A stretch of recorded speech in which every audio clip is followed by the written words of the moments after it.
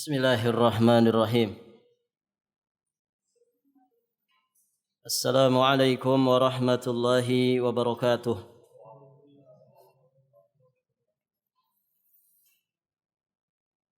Alhamdulillahilladzi arsala rasulahu bil huda wa dinil haqq liyudhhirahu 'ala ad-dini kullih wa kafa billahi shahida.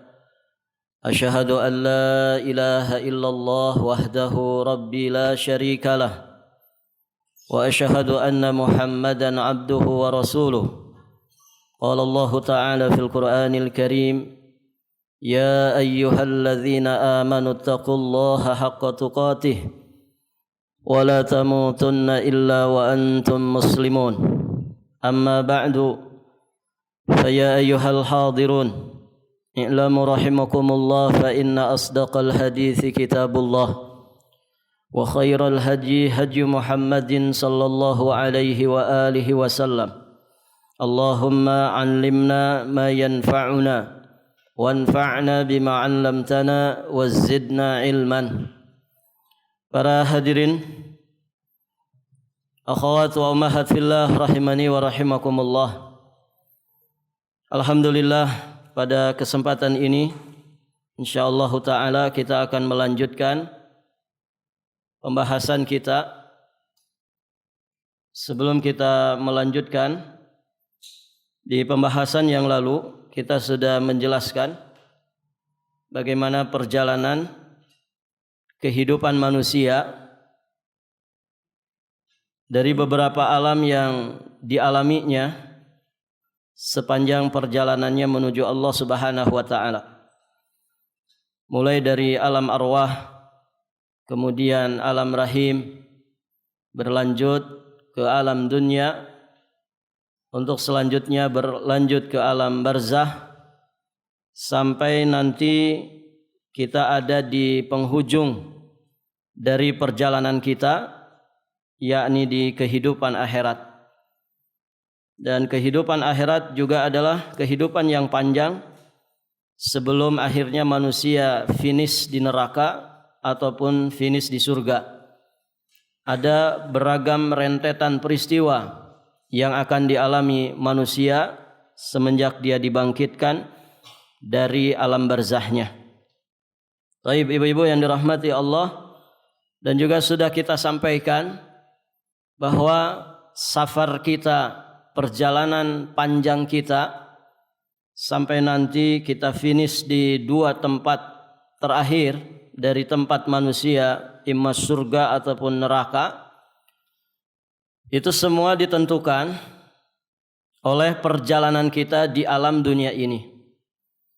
Siapa yang mampu berjuang untuk membekali dirinya dengan bekal yang terbaik, atau bekal yang paling tidak menjadikan dirinya itu masuk ke dalam surga Allah Subhanahu wa ta'ala, atau bahkan yang paling minimal, yakni dia kalaupun masuk neraka tidak sampai kekal di dalam siksa api neraka, sehingga tempat akhirnya adalah surga Allah Subhanahu wa ta'ala.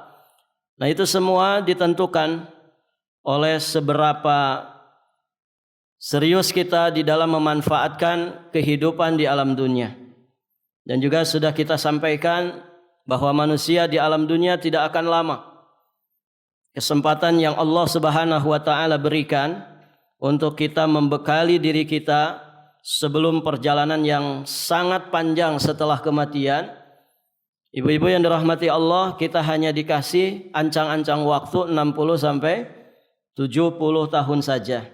Sedikit yang lewat dari usia 70, bahkan banyak yang belum sampai usia 60 sudah pada meninggal dunia. Intinya, bekal yang Allah Subhanahu wa ta'ala, anugerah yang Allah Subhanahu wa ta'ala berikan kepada kita berupa kesempatan hidup di alam dunia ini sangat terbatas sekali. Ditambah lagi, kematian kita itu adalah rahasia yang Allah Subhanahu wa ta'ala simpan. Begitu ya.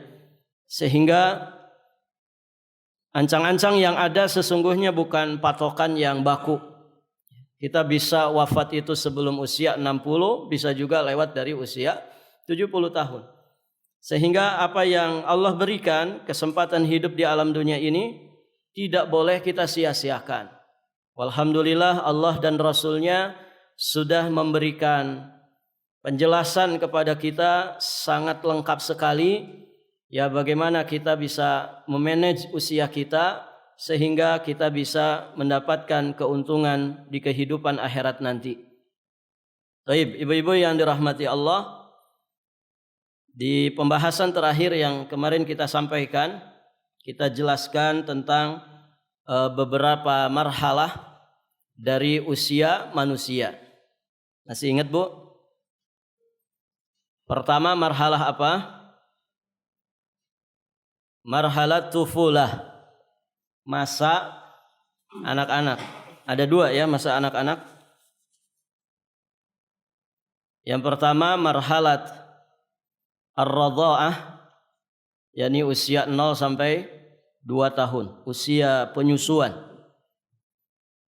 Kemudian marhalat al-hadanah, masa pengasuhan di usia 2 sampai 7 tahun.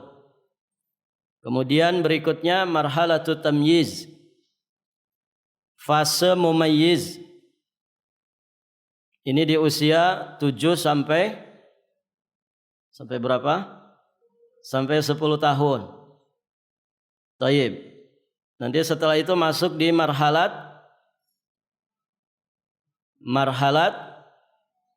murahaqah.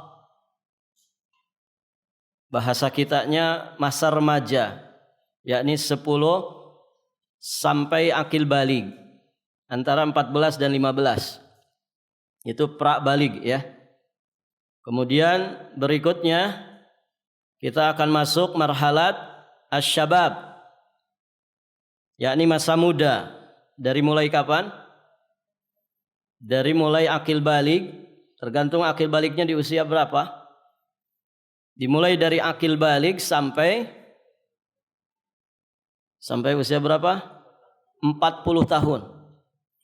Kemudian setelah itu kita akan masuk marhalah berikutnya yang disebut dengan marhalat al-kuhulah, yakni masa tua, usia 40 sampai 60 tahun. Berikutnya akan masuk marhalat syaikhukhah, masa lanjut, itu 60 sampai 80 tahun. Setelah itu yang terakhir ada yang disebut dengan marhalat ardzalil umur. Marhalat ardzalil umur, satu marhalah di mana kita akan masuk di usia atau umur yang paling rendah, kembali seperti kondisi anak-anak, lemah fisiknya, lemah ingatannya, lemah segala-galanya. Itu yang disebut dengan ardzalil umur. Taib, ibu-ibu yang dirahmati Allah, dari sekian marhalat, ada sekitar 7 tadi ya, marhalat yang sudah kita sampaikan. Maka yang harus kita fokuskan untuk kita maksimalkan dengan sebenar-benarnya adalah usia berapa? Usia berapa?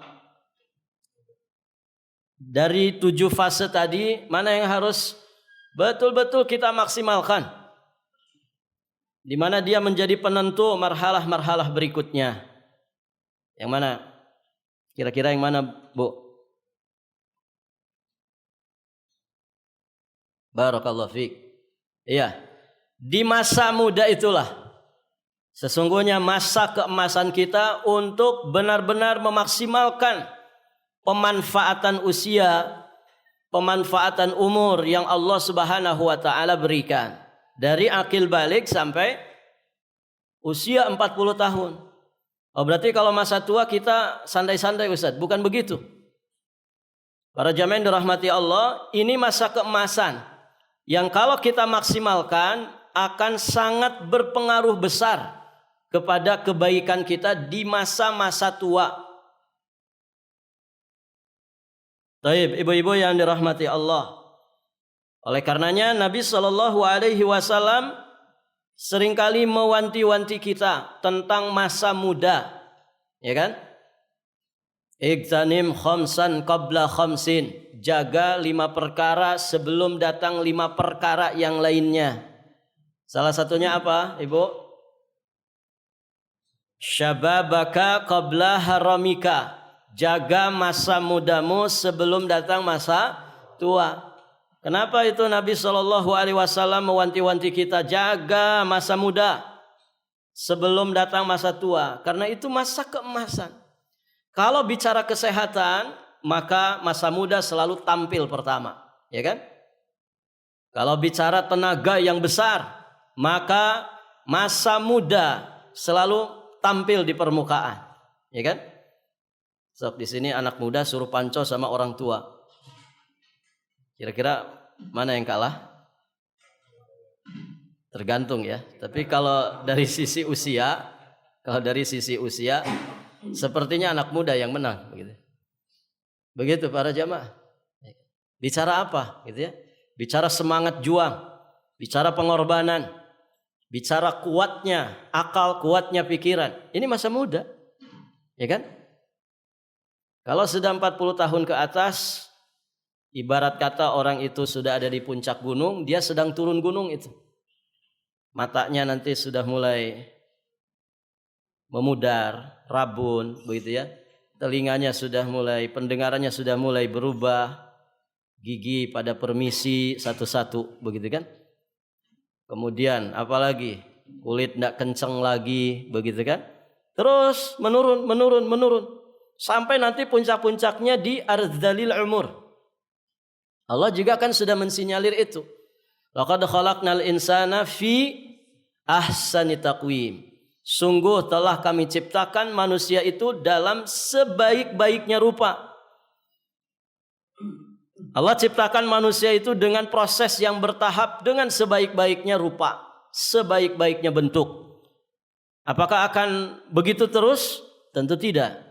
Apa kata Allah selanjutnya? Tsumma radadnahu asfala safilin. Kemudian setelah itu kami kembalikan manusia asfala safilin, ke tempat yang rendah. Salah satu tafsiran asfala safilin maksudnya adalah ke usia tua, seperti usia anak-anak lagi. Artinya melemah fisiknya. Dari seujung rambut sampai seujung kaki itu sudah mulai ada penurunan. Itu ya. Dulu rambutnya hitam kemilau, satu warna saja hitam, gitu. Kalau sudah 40 tahun ke atas, berubah tidak? Berubah. Jadi berapa warna? Jadi 2 warna. Begitu ya. Ada yang sudah 2 warna? Ada ya. Nah begitu. Terus nurun. Dia kayak orang turun dari puncak gunung tuh. Begitu. Jadi manfaatkan masa muda dengan sebaik-baiknya. Kalau dulu di alam rahim nggak ada kewajiban ibadah di alam rahim, gitu ya. Ketika kita masih anak-anak dari 0 sampai akil balik, kita bukan seorang yang mukallaf. Artinya peran kita di usia 0 sampai usia akil balik itu lebih tertuju kepada peran kedua orang tua. Nah, di sini juga ada pelajaran parenting, ibu-ibu yang dirahmati Allah. Jadi, ibu-ibu memaksimalkan pendidikan itu dari 0 sampai akil balik. Itu maksimalkan. Membersamai anak, mendampingi anak dengan tarbiyah Islamiyah, dengan tarbiyah imaniyah, tarbiyah rabbaniyah. Jangan diabaikan masa-masa keemasan anak kita dari 0 sampai akil balik. Ini yang sering diabaikan oleh sebagian orang tua. Padahal disitulah peran kedua orang tua. Anak kita belum bisa ibadah sendiri, ya kan? Anak kita belum mandiri karena belum akil balik. Maka peran orang tua di situ dari 0 sampai akil balik. Doa untuk orang tua itu apa? Coba dibacakan. Ibu-ibu. Doa untuk orang tua. Apa bunyinya? Rabbighfirli wali walidayya warhamhuma kama rabbayani shaghira. Apa artinya? Awas hafal doanya nggak ngerti artinya gitu. Pokoknya untuk orang tua gitu. Ya apa artinya? Rabbighfirli, wahai Rabbku, ighfirli, ampunkanlah dosa-dosaku. Wali walidayya, dan dosa kedua orang tuaku. Warhamhuma, dan sayangilah keduanya. Kasihanilah keduanya. Kama rabbayani shaghira, sebagaimana mereka berdua telah rabbayani, memeliharaku, mendidikku, menyayangi, mengasihiku ketika aku masih kecil. Di sini poinnya, Ibu. Kama rabbayani shaghira, sebagaimana kedua orang tuaku telah mendidik, mentarbiyah, telah memelihara, mengasihi, menyayangiku ketika aku masih kecil. Artinya apa? Peran orang tua itu adalah di masa kecil anak. Peran orang tua yang harus dimaksimalkan adalah di masa-masa anak itu 0 sampai akil balik. Nah, ada sebagian orang tua, para jamaah sekalian yang dirahmati Allah, dia mengabaikan masa-masa keemasan anak ini. Namanya juga anak-anak, biarin saja. Nanti kalau sudah hidang, kalau sudah hidang tuh, ya. Kalau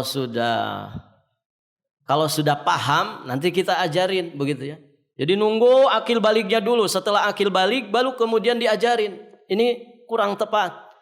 Justru dari 0 tahun, bahkan dari semenjak kita merencanakan kita punya anak keturunan, ini harus ditarbiyah. Dengan mentarbiyah, menempa diri kita supaya jadi pribadi yang saleh, salehah.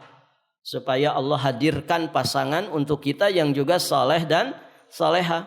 Insya Allah kalau kita berikhtiar menjadi orang saleh, maka kita berarti memantaskan diri kita untuk Allah anugerahi pasangan yang juga saleh. Kan begitu. Harapan besarnya apa? Kalau istri kita saleh, pasangan kita saleh, mudah-mudahan harapan besar kita, anak kita tidak jauh berbeda dengan kesalehan kita. Begitu kan? Karena buah tidak akan jatuh jauh dari pohonnya. Jangan bermimpi punya anak yang saleh, saleha, kalau kitanya tidak pernah berusaha untuk jadi orang saleh. Nah itu. Jadi bahkan semenjak kita masih bujangan, masih gadis, itu harus mempersiapkan generasi penerus yang saleh-saleha itu dengan cara tadi, mentarbiyah diri kita dengan tarbiyah rabbaniyah. Supaya kita jadi orang soleh, ya tadi harapan kita semoga Allah menghadirkan pasangan yang soleh. Supaya nanti anak keturunan kita juga soleh dan soleha. Nah lebih dari itu, ketika kita ditakdirkan, dimudahkan mendapatkan anak keturunan. Ini dari 0 tahun. Dari semenjak anak itu di dalam kandungan, betul-betul kita maksimalkan tarbiyah. Ya, orang tuanya yang betul-betul menjaga diri dari segala dosa dan maksiat. Dengan harapan kebaikan untuk anaknya yang sedang dikandung. Ketika lahir, ya maka ikuti petunjuk Allah dan Rasulnya. Bagaimana proses kelahiran sesuai dengan syariah. Bagaimana proses menyikapi kelahiran anak sesuai dengan petunjuk Nabi SAW. Terus dimaksimalkan. Kita bina, kita tarbiyah sesuai dengan perkembangan usia anak kita. Dari 0 tahun sampai akil balik. Ini peran orang tua. Ya, di sini lebih tertuju kepada peran orang tua. Makanya tadi doanya kama rabbayani shaghira. Kita kalau tidak mendidik anak dari semenjak kecilnya, dari semenjak 0 tahunnya ketika dia baru lahir ke alam dunia, terus doa tadi ini kurang pas. Anda tidak mentarbiyah anak Anda di saat masih kecil. Jadi nggak nyambung. Dan kebanyakan pendidikan itu gagal karena tidak memanfaatkan masa-masa keemasan anak dari 0 sampai akil balik. Tentu tata cara mendidiknya ini tidak seperti ngajarin anak dewasa. Ya, sudah ada lengkap sekali ya bagaimana petunjuk syariat. Kalau anak itu 0 sampai 2 tahun harus diapain, apa yang harus kita berikan dari pendidikan, dari 2 sampai 7 apa, ketika masa mumayyiz seperti apa, ketika menghadapi prakbalik bagaimana, begitu ya. Ini semua ada rincian-rinciannya. Intinya ya anak itu dari 0 sampai akil balik ya lebih kepada peran kedua orang tuanya. Sehingga diharapkan ketika anak itu akil balik dia sudah betul-betul punya kemandirian, mengerti status dirinya itu sebagai hamba Allah yang mukallaf. Nah di situ sehingga orang tua itu tidak kesulitan justru ya setelah anak itu akil balik tidak hanya matang fisiknya saja dengan tanda-tanda balik yang ada pada dirinya, tapi akil itu punya mental yang kuat, betul-betul matang secara mental, sehingga dia sudah mengerti ya apa status dirinya, apa yang mesti dia lakukan. Kenapa? Karena proses tarbiyah orang tuanya lengkap, sempurna dan betul-betul maksimal. Ya, sehingga numbuh karakter belajarnya, tumbuh karakter bakatnya sudah nampak, gitu ya, karakter imannya sudah kuat. Jadi orang tua setelah itu masya Allah akan memiliki kemudahan ya untuk kemudian mentarbiyah lebih lanjut anak-anaknya. Mohon maaf, ada nggak di antara kita yang sudah seusia sekarang masih malas belajar? Ada nggak? Nah itulah. Itu akibat masa keemasan kita yang seharusnya tumbuh bakat belajar kita tidak tumbuh pada masanya. Sehingga ya mohon maaf kalau kemudian sudah seusia sekarang kok masih malas-malasan belajar. Ya. Kitab di rumah itu banyak sampai 1 lemari, tapi tidak ada satupun yang dibaca selesai gitu. Cuman selesai baca judulnya saja sama daftar isi gitu. Begitu kan? Atau penutupannya, kesimpulan. Begitu, tidak tumbuh karakter belajarnya. Ada enggak orang seusia dewasa seperti saat ini kemudian masih malas-malasan untuk ibadah? Ada? Ada, gitu ya. Saya sering dicurhatin sama bapak-bapak, gitu kan. Karena sering ngisi ibu-ibu, jadi yang curhat bapak-bapak. Ya. Ustaz, tolong kalau ngisi ibu-ibu singgung ya masalah disiplin waktu sholat. Emang kenapa Pak? Itu Ustaz, istri saya tuh wangel tenan gitu ya. Maksudnya apa? Iya kalau dibangunin subuh tuh susah. Masya Allah, itu beberapa orang Pak curhat begitu. Padahal sudah ngaji bersama kita gitu. Artinya apa? Tidak tumbuh karakter imannya, karakter ibadahnya. Setua itu bahkan sudah hampir punya cucu, belum tumbuh kecintaannya kepada ibadah, kedisiplinannya di dalam menjaga ibadah sholat. Masih harus diobrak-abrik sama suaminya. Dek bangun dek, ya 5 menit lagi azan. Ya bentar mas kan 5 menit lagi, gitu ya. Tidur lagi gitu. Suaminya sudah wudhu, sudah BAB, sudah BAK gitu ya. Mau berangkat ke masjid, sudah dikumandangkan azan, dibangunin lagi. Saya bangunin. Dek sudah azan, iya mas sebentar lagi. Gitu. Ya baru azan gitu kan. Akhirnya saya sholat sunnah, katanya sholat sunnah qobliyah subuh. Selesai sholat sunnah masih ngorok, gitu kan? Masya Allah, dibangunin. Oh iya mas, udah duduk itu, duduk katanya. Sudah duduk. Suaminya berangkat ke masjid, berjamaah di masjid. Ustaz pulang dari sholat subuh masih ngorok, gitu ya? Masya Allah. Iya, enaknya disiram gitu Pak. Begitu. Nah, itu salah satu faktornya, yaitu tidak tumbuh karakter imannya di masa keemasannya.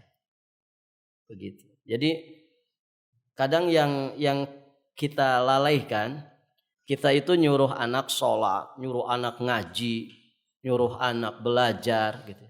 Tapi kita lupa ya untuk menyentuh sisi-sisi atifiyahnya. Maksudnya apa? Kita lupa untuk menumbuhkan pada hatinya kecintaan kepada ketaatan, cinta kepada ibadah. Ini yang sering kita abaikan. Diobrak-abrik anak tuh, ayo nah, digebrak-gebrak, sholat nak. Tanpa kita pernah menumbuhkan rasa cinta di dalam hatinya kepada ibadah sholat. Ya berat para jamaah. Anak-anak yang modelnya seperti itu, ya, dia melakukan kebaikan itu di bawah tekanan kedua orang tuanya, tanpa ada kesadaran yang tumbuh di dalam hatinya tentang pentingnya ibadah, tentang nikmatnya ibadah. Tidak ada tumbuh rasa cinta di dalam hatinya kepada ibadah. Ini berat. Anak seperti ini kalau tidak ada orang tuanya, itu dia bisa meninggalkan kewajiban. Ketika nggak ada orang tuanya, oh merdeka dia, nggak ada abi, nggak ada umi di rumah. Dia bisa merdeka, Pak.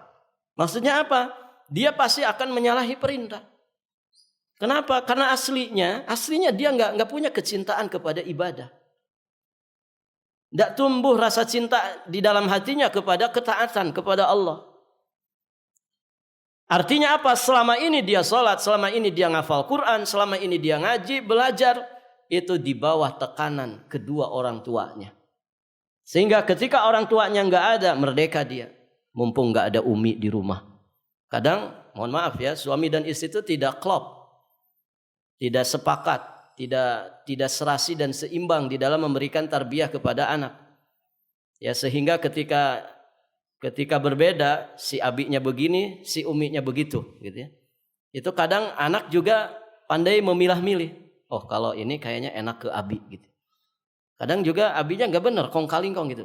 Nah, mumpung nggak ada umi di rumah, kong-kalingkong itu sama si sulung atau sama si bungsu.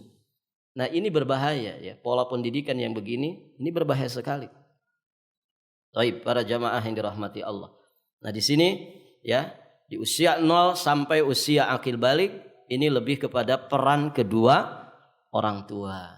Nah, yang kita maksimalkan setelah kita akil balik, yakni dari akil balik sampai usia 40. Ini masa keemasan. Ini masa di mana seharusnya kita sudah sadar ya dengan status diri kita bahwa kita hamba Allah yang mukallaf. Di sini harus kita berjuang memaksimalkan segenap apa yang ada pada diri kita demi ya kebahagiaan, keselamatan ya untuk kita di masa tua, bahkan setelah kita nanti meninggal dunia sampai di kehidupan akhirat nanti. Inilah ya masa-masa yang seharusnya dimaksimalkan, masa muda. Karena para jamaah yang dirahmati Allah,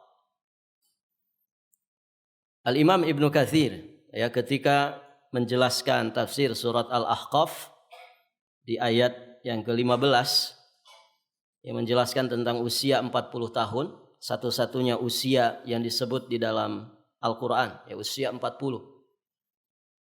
Beliau menjelaskan, menukilkan kalamnya para ulama bahwa ghalibnya manusia, pada umumnya manusia tidak mengalami banyak perubahan setelah usia 40 tahun ke atas. Ini perhatikan, ini penting ya. Kaidah ini penting kita pahami karena pembahasan kita tentang masalah perubahan. Bagaimana kita berubah ke arah yang lebih baik. Nah, ternyata salah satu kuncinya manfaatkan masa muda, maksimalkan masa muda dengan sebaik-baiknya sebelum kita kehilangan masa muda kita. Kenapa alasannya?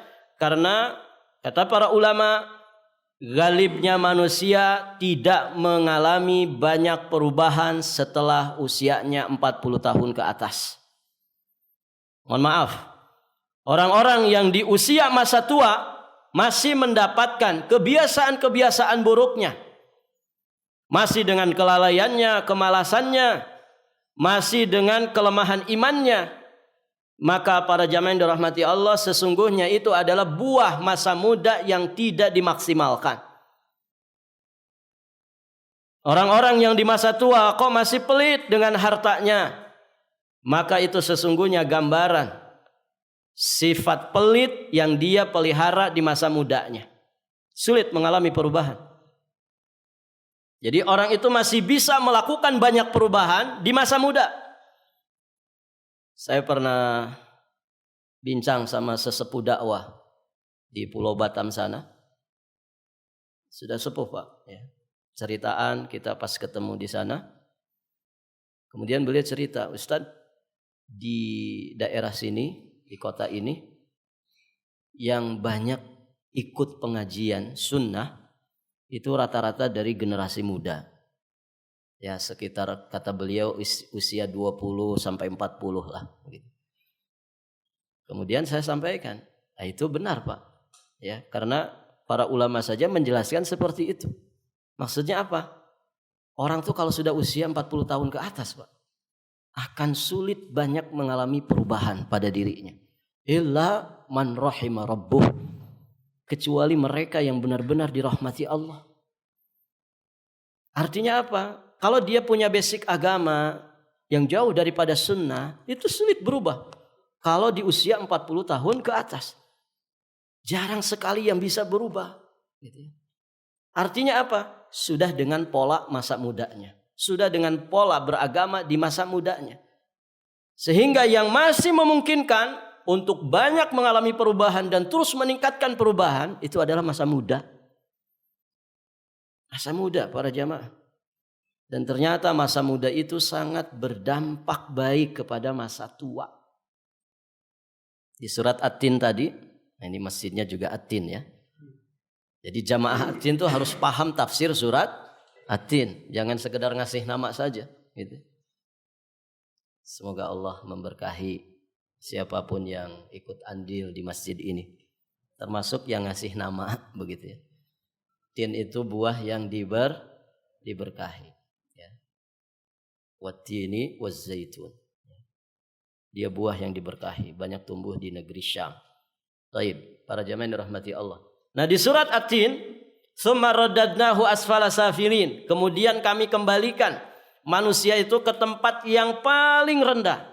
Salah satu tafsirannya asfala safilin itu tadi ya, usia yang tua. Sehingga dia seperti anak kecil lagi. Jadi semakin tua itu bukan semakin tinggi Pak, semakin rendah. Artinya fisik orang itu semakin rendah di masa tuanya. Selanjutnya apa ayatnya? Illal ladzina amanu wa amilus shalihat falahum ajrun ghairu mamnun. Kecuali orang-orang yang beriman, orang-orang yang beramal saleh, falahum ajrun ghairu mamnun. Mereka akan dapat pahala yang tidak terputus. Nah dengan tafsiran tadi, asfala safilin itu adalah masa tua, usia tua. Setelah disempurnakan sampai kepada puncaknya usia 40. Kemudian manusia turun lagi ke usia rendah. Maka para jamaah dirahmati Allah, hanya orang-orang yang beriman, hanya orang-orang yang beramal saleh yang pahalanya terus mengalir. Maka dengan tafsiran tadi kata para ulama, orang ketika di masa muda punya kebiasaan-kebiasaan baik, punya rutinitas ketaatan yang baik, kemudian di masa tua dia terhalang dengan uzur tuanya, maka kata para ulama pahalanya tetap dicatat. Itu yang disebut falahum ajrun ghairu mamnun. Pahala yang terus mengalir tanpa terhenti. Ini istimewanya masa muda. Jadi kalau kita di masa muda, misalkan punya rutinitas satu hari itu baca 1 juz Al-Quran. Di masa muda masih bisa duduk lama begitu ya. 1 jam masih tahan begitu. Masa muda kan begitu ya. Kalau sudah tua ya 1 jam itu bisa 5 kali ganti posisi gitu kan. Kalau masih muda mau 2 jam dia tahan begitu kan. Nah dia punya kebiasaan baca Quran itu 1 juz. Terus dia istiqomah dengan itu di masa mudanya. Setelah di masa tua, mohon maaf ya misalkan karena dia diuji dengan penyakit, dia misalkan diuji dengan kondisi fisik yang melemah gitu ya. Dulu mah melafalkan Quran itu mantap banget gitu. Tamkinul huruf ya, memantapkan bacaan huruf ayat-ayat Quran itu begitu mantap. ya, huruf-huruf dha-nya begitu fasih begitu kan. Kenapa? Karena masih lengkap giginya gitu. Di masa tua gigi kita lengkap nggak Pak? Yang punya duit banyak mungkin bisa dilengkapi gitu ya. Tapi yang nggak punya duit ya biasanya berkurang itu giginya gitu ya. 1, 2 pada permisi itu gigi itu. Kadang yang di depan juga permisi begitu ya. Akhirnya melafalkan kalimat-kalimat itu sudah tidak sefasih masa muda. Kan beda ya suara orang tua dengan suara yang masih muda. Apalagi yang suara orang tua yang sudah tidak ada giginya gitu. Ngomong biasa saja, cadel begitu kan. Bagaimana lagi kalau baca Quran? Karena faktor usia, faktor lemahnya fisik. Dia misalkan hanya mampu setengah juz. Nah kata para ulama, walaupun dia di masa tua cuman baca setengah juz, catatan pahalanya tetap 1 juz. Sebagaimana kebiasaan di masa mudanya. Kalau di masa muda biasa tahajud 11 rakaat, di masa tua enggak tahan lagi. Boro-boro 11 gitu ya. Mungkin 4 rakaat saja sudah norok-tok ya lututnya. Bergetar gitu ya. Kenapa? Karena mungkin asam uratnya, encok rematiknya gitu. Maka kalaupun dia misalkan cuma dapat 5 rakaat gitu, maka para jamaah sekalian dia akan dapat pahala itu sekadar dengan kebiasaan di masa mudanya. Falahum ajrun ghairu mamnun. Jadi begitu. Sama dengan masa sehat. Dan masa muda identik dengan masa sehat. Nah masa sehat juga begitu. Kata Nabi SAW, idza maridul abdu aw safara kutiba lahu makana yaf'aluhu sahihan muqiman. Apabila seorang hamba dia bersafar atau dia jatuh sakit, maka dia akan dicatat dapat pahala sesuai dengan kebiasaan baiknya di masa dia mukim, di masa dia sehat. Begitu. Maka di saat kita sedang mukim itu maksimalkan Pak. Maksimalkan dengan amal-amal ketaatan. Nanti ketika kita safar, ya, dan safar di dalamnya ada masyaqqah, kita meninggalkan amal-amal sunnah karena sabab safar, itu pahalanya tetap dicatat sesuai kebiasaan kita di masa mukim.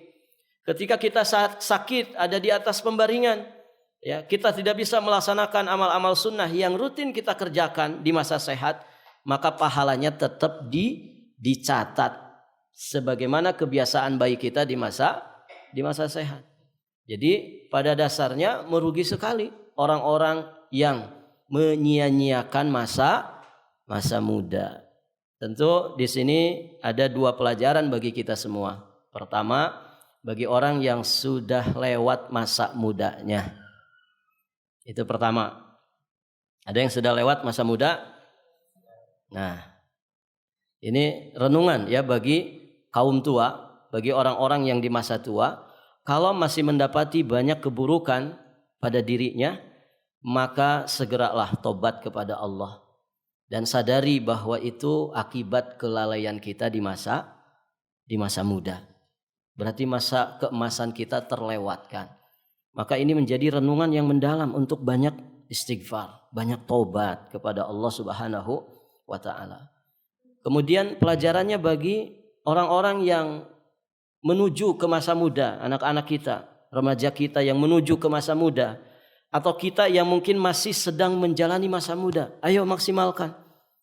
Jangan disia-siakan masa muda kita sebelum segala sesuatunya jadi penyesalan. Ya, maksimalkan. Yang sekarang usianya masih kepala 2, yang sekarang usianya masih kepala 3, ayo dimanfaatkan dengan sebaik-baiknya masa keemasan kita. Jangan disia-siakan. Karena masa muda itu akan dimintai pertanggungjawaban. Untuk apa kita habiskan masa muda kita? Dan tentu lebih dari itu, kita berharap masa tua kita menjadi masa tua yang baik. Kenapa? Karena kita sudah membina masa tua kita dari semenjak masa muda. Nah demikian. Dan anak-anak muda banyak-banyak bergaul dengan orang tua. Ambil ibrah, ambil pelajaran, ambil hikmah dari perjalanan hidup mereka. Jadi kalau ibu-ibu di sini lihat ada nenek-nenek gitu ya, kok masih rajin taklim, nah itu belajar, deketin, ajak ngobrol, ya ngobrol aja, mengalir. Namanya orang kalau sudah ngobrol mengalir, nanti dia akan cerita pengalaman hidupnya mungkin begitu ya, penyesalannya, Nah itu kita ambil pelajarannya. Saya sering begitu Pak, ngobrol sama yang sepuh-sepuh itu. Tanpa kita tanya, dia selalu cerita, mengungkapkan penyesalannya. Nah kalau masih muda pengen seperti si fulan yang punya kiprah begitu luar biasa. Begitu. Rata-rata mereka menyesal. Kenapa tidak memanfaatkan masa muda dengan sebaik-baiknya? Nah kita ambil ibrahnya, kita ambil pelajarannya. Begitu ya. Jangan sampai kita mengalami pengalaman yang sama seperti orang tua ini. Begitu ya. Nah demikian para jamaah yang dirahmati Allah. Jadi begitu. Kemudian ambil pelajarannya. Kalau ada orang tua kok masih istiqomah duduk di majelis ilmu, masih istiqomah belajar, Masya Allah. Kita anak muda belum tentu mengalami masa tua, ya kan? Kalau orang sudah ada di masa tua, Masya Allah, gitu, berarti panjang usianya. Kalau kita yang masih muda-muda, apakah pasti mengalami masa tua? Belum tentu, Allahu a'lam. Maka belajar dari mereka. Saya takjub Pak, ada di majelis ibu-ibu itu. Masya Allah, usianya kalau nggak salah 78, mungkin sekarang sudah 80. Itu belajar di majelis saya dan ikut ujian. Saya kan kalau ngajar ada ujiannya ya.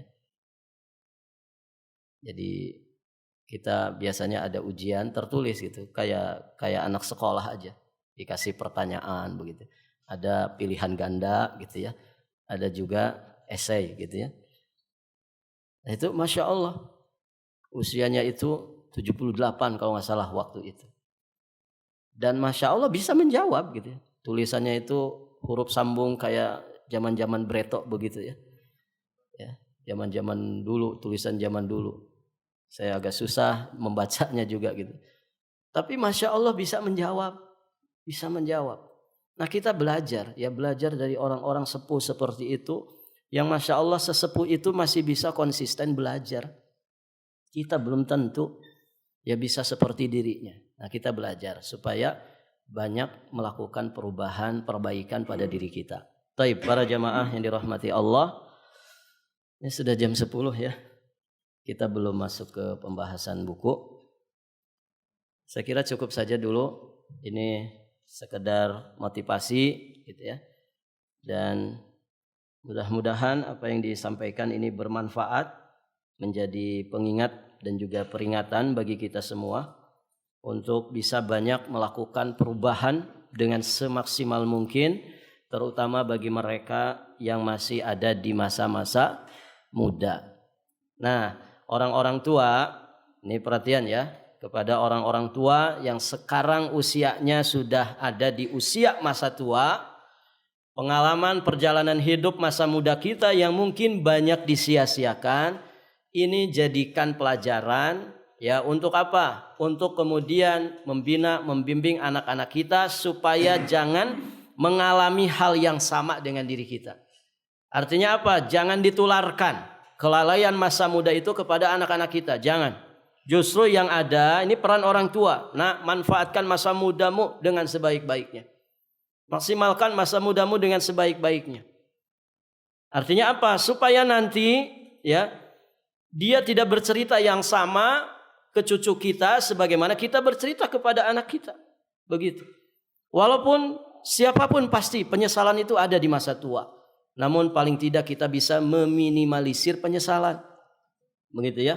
Dengan cara ayo maksimalkan masa-masa muda dengan sebaik-baiknya. Karena itulah masa-masa keemasan, masa-masa kita bisa melakukan lompatan yang sangat tinggi dan sangat besar sekali untuk terus melakukan perubahan. Demikian. Allahu a'lam bis-shawab. Hadanallahu wa iyyakum ajma'in. Wallahul muwaffiq ila aqwamit thariq. Akhir da'wana anil hamdulillahi rabbil alamin.